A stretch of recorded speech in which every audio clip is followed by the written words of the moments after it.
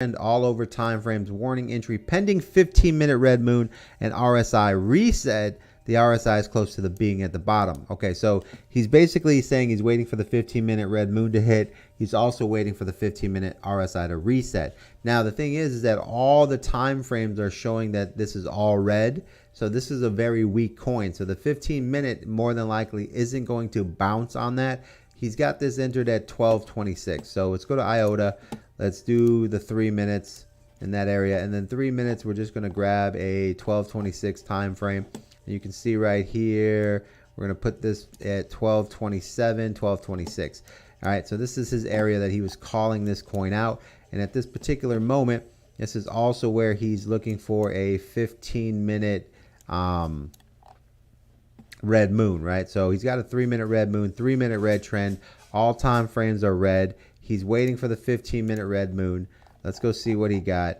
He did catch his 15-minute red moon, but he did say the RSI on the 15-minute was close to the bottom. So this is a trade he probably didn't make because he was waiting for the 15-minute reset. But just to take a look here on this particular trade, if he does make this trade, then the 15-minute comes somewhere in here. I'm going to make this green.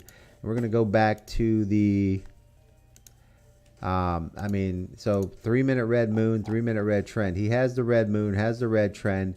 This is good to go. The 15-minute red moon hits. So this would be the area that he would have been entering this particular trade. This trade would have been worth about 141%. The only thing he did wrong here, and it's it's a rookie mistake, and he's new at this, is that he notices that this entire trade has everything red, but then he goes for the 15-minute reset. And if we took a look at this trade earlier, we would have said that at this particular time, because all the RSIs are, bringing everything down. Here's your 4-hour. You have your 4-hour red moon already. So this is a very weak coin. The 3-hour has the red moon in there. The 2-hour is still going flat and shows no sign here of actually coming up, and the 1-hour at that time was flat.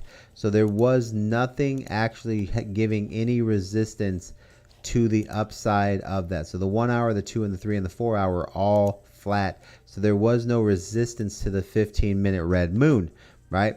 So at that time, when that 15-minute red moon hit, right, his 30-minute was actually heading down as well. So during this time period here, there was no pressure on the 15-minute to actually bounce early or be a factor against this trade.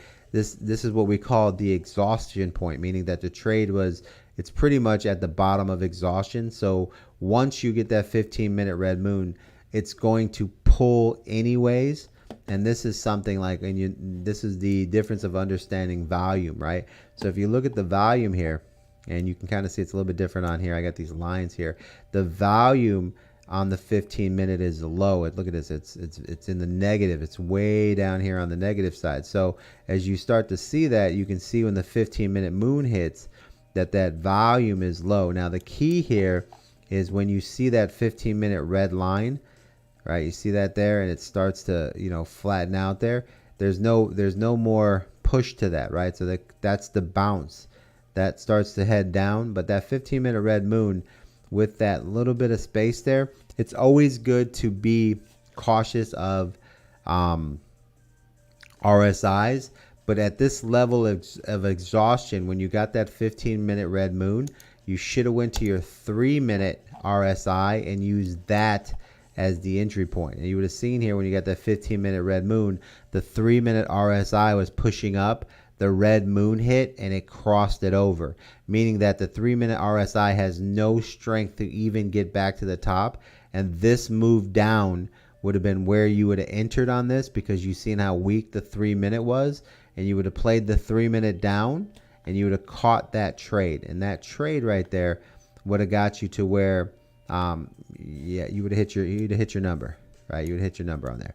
But that's just a rookie mistake right there, and this is why we make the videos. You're in the exhaustion section. You hit this trade for 1.5%. That was a great call out on this, by the way. And if you would have got your 15-minute moon entry, because it is in the exhausted area, you would have got your, even on a 75x. So if you're using 75% leverage right now, if you're a new guy, go down to 75% leverage until you get your entries and stuff like that. And then this would also protect you when you're making these trades, to be a little more safer, because all you're going for is setting your profits for 30%, 30 to 50. 20 is the target for the stop loss at the end of the day. 30 to 50 is our target for profit. But if you would have set your profit there for 40 to 50%, you would have hit it and easily made your profit. But the only thing you missed here was this was completely exhausted, and you can tell because the 1 hour was at the bottom. It wasn't fighting it. The 2 hour was at the bottom. There was nothing against it on the higher time frames. So when that 15-minute moon hit, use the 3-minute RSI, and you would have claimed 100% profits on that.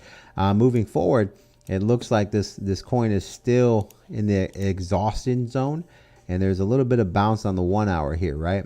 So what we would do here is play the 15-minute again. So when this 15-minute red moon starts to come along, watch it, because you'll see the difference when the 1 hour is actually pushing up versus, is the 2 hour there? No, 2 hours not. So now you'll see the difference with the 1 hour pushing against the 15-minute red moon. You will see the difference in the strength of the pullback or the dump, and you'll start to understand what value means or pressure means when the RSIs are gone, right? But here, as soon as this green starts to head down here on the 15-minute and the RSI starts to pull down, right, that's probably going to create another, move down here that'll be substantial. As soon as that 1 hour bends back, that's going to open up another short there. But great call out, man. Good stuff, man. And we'll come back to part 2 of this to see where it ended up. But yeah, that first 15-minute red move, if you would have took it, you would have been right on the money. The reason why you didn't need the 15-minute RSI to reset is because the volume and the coin was already at its exhausted point, guys. Appreciate you, man. Great call out there.